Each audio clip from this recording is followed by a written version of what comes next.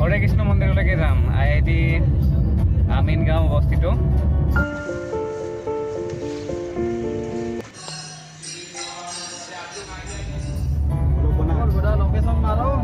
Location মাৰিম যো, কিয় নামাৰিম লোকেশ্যন। এইখন পুৰণা শৰাইঘাট আৰু এইখন হৈছে নতুন শৰাইঘাট। এইখন ব্ৰেণ্ড নিউ, সেইখন old new, but old new is very good. Blog বনাই আছোতো। কিয়, কিবা প্ৰব্লেম আছে?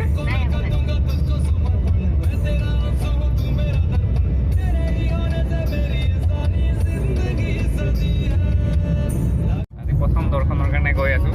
আশা কৰোঁ আমি মন্দিৰ দেখা পাম আৰু ভগৱানৰ আশীষ ল'বৰ কাৰণে সুবিধা পাম।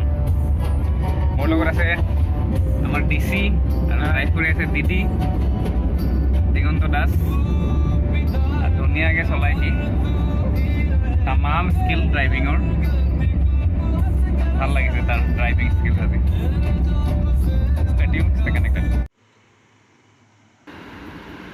ফাইনেলি আমি মন্দিৰৰ প্ৰৱেশদ্বাৰ পালোঁ আৰু ইয়াতে জোতা চেণ্ডেলবোৰ থৈ দিম আৰু এয়া ওপৰলৈ উঠি যাব লাগিব। চাৰিওফালে ধুনীয়া পৰিৱেশ এটা আৰু মন্দিৰত আহিলে মনটো এনে প্ৰশান্তিৰে ভৰপূৰ হৈ যায়। আৰু যদি ফুল দেখা পোৱা যায়, গ্ৰীনাৰী থাকে, তেতিয়া আৰু বেছি ভাল লাগে। বৰ্তমান কলিযুগ, গতিকে আমি কৰ্মৰ লগতে ধৰ্ম কৰাটো অত্যন্ত জৰুৰী। সেয়েহে হৰে কৃষ্ণ মন্দিৰত আহিলোঁ আৰু টেম্পল সদায় 4টা বজা, ৰাতিপুৱা 4টা বজাৰ পৰা আবেলি 1টা বজালৈকে আৰু 4 বজাৰ পৰা 8টা বজালৈকে খোলা থাকে মন্দিৰ। আৰু মন্দিৰৰ পৰিৱেশটো সঁচাকৈ লেখত ল'বলগীয়া আৰু ইয়াত ইমান পৰিষ্কাৰ পৰিচ্ছন্ন হৈ পেলাই আছে। আপুনি সেউজীয়াৰে ভৰপূৰ আৰু গছ গছনি ধুনীয়াকৈ সজাই পৰাই ৰাখিছে, ফুলনিবিলাক। আৰু লগে লগে আপুনি দেখিব ওপৰৰ পিনে ইয়াৰ যিটো বেকগ্ৰাউণ্ড আছে, ইয়াৰ যিটো চৌপাশৰ যিটো পৰিৱেশ, সেই পৰিৱেশটো আপুনি চাওক। সেইফালে দূৰণিত এখন পাহাৰ, দুইফালে 2টা পুখুৰী আৰু ওচৰে পাঁজৰে বিভিন্ন গৃহস্থী। আৰু ইয়াক সদায় চাফ চিকুণ কৰি পেলাই ৰাখে। এইখিনি সময় চাফ চিকুণ কৰাৰ সময়, কিন্তু সেইখিনি সময়তে আমি আহি ওলাইছোঁহি। আৰু এয়া মন্দিৰৰ বাহিৰৰ ভাগটো এতিয়াও চাফ চিকুণ কৰি পেলাই আছে কৰ্মচাৰীবৃন্দই। আৰু খন্তেক সময়ৰ পিছতহে আমাক দৰ্জা খুলি দিব আৰু তেতিয়াহে আমি দৰ্শন কৰাৰ কাৰণে সুবিধা পাম। আৰু এয়া হৈছে সন্মুখ ভাগ, আৰু সন্মুখ ভাগো ধুনীয়াকৈ ফুলনিৰে উপচাই ৰাখিছে, ধুনীয়াকৈ ৰাখিছে। আৰু এয়া হৈছে লেফ্ট ছাইড, আৰু এইটো ছাইডত আছে প্ৰসাদৰ থালি। কোনোবাই যদি প্ৰসাদ দিব বিচাৰে দিব পাৰিব। আৰু আনফালে আছে মন্দিৰৰ এটা ছাইডত আছে ধুনীয়াকৈ সজাই পৰাই ৰখা আছে এয়া ফুলনি। আৰু ইয়াত আপুনি ধুনীয়াকৈ ফটো উঠিব পাৰে। এইটো হৈছে চেৰি খটখটি, যিটোৰে আপুনি আগুৱাই উঠি যাব পাৰে।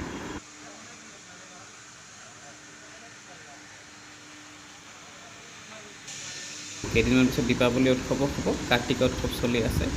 আৰু এয়া হৈছে প্ৰসাদ, আপুনি ইয়াৰ পৰা প্ৰসাদ ল'ব পাৰে। আৰু মন্দিৰ দৰ্শন কৰি অহাৰ পিছত ইয়াতে আমি প্ৰসাদ খাবলৈ পাম, প্ৰসাদ গ্ৰহণ কৰিম।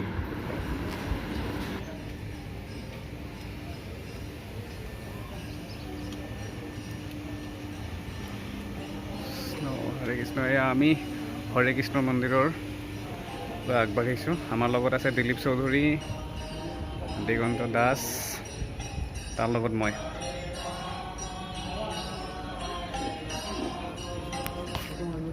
ভিতৰৰ পিনে এনেকুৱা পৰিৱেশ, চাব লাগিব ভালকৈ।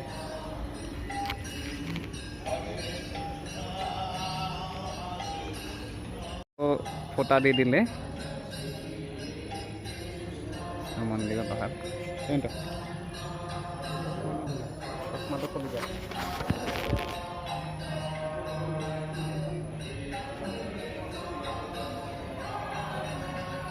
এয়া ধ্ৰুৱতাক ফটা দি আছে শ্ৰীকৃষ্ণ।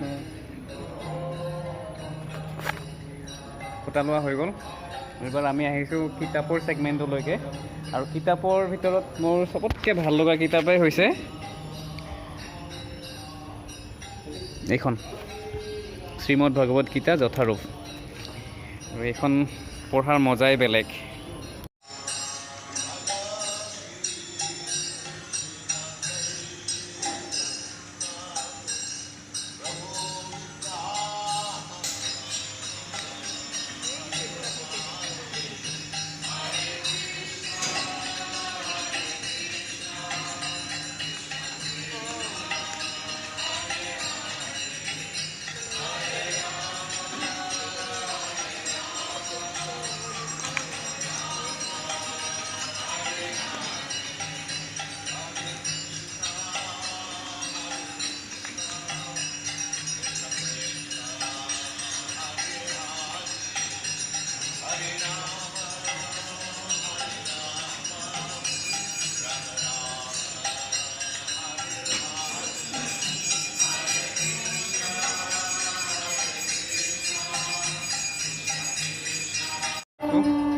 গৈ আছোঁ এতিয়া বৰষুণৰ কাৰণে।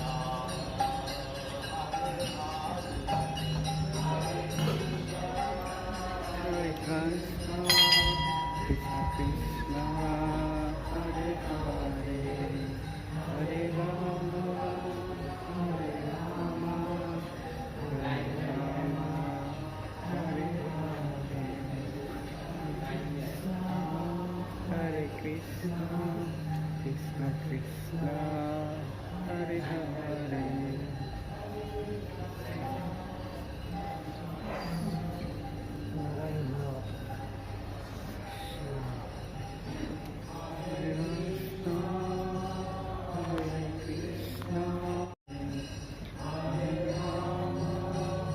এখন কিতাপ আমি ল'বৰ কাৰণে গৈ আছোঁ শ্ৰীমদ ভগৱত গীতা। অসমীয়াত আছে যথাৰূপ বুলি কয় বা যথাযথ বুলি পেলাইও কয়, যথাৰূপ বুলি পেলাই থাকে হিন্দীত। তো এইখন কিতাপ আমি ল'ম ইয়াৰ পৰা 350 টকা, আৰু দিগন্তত আছে আমাক গিফ্ট কৰিব।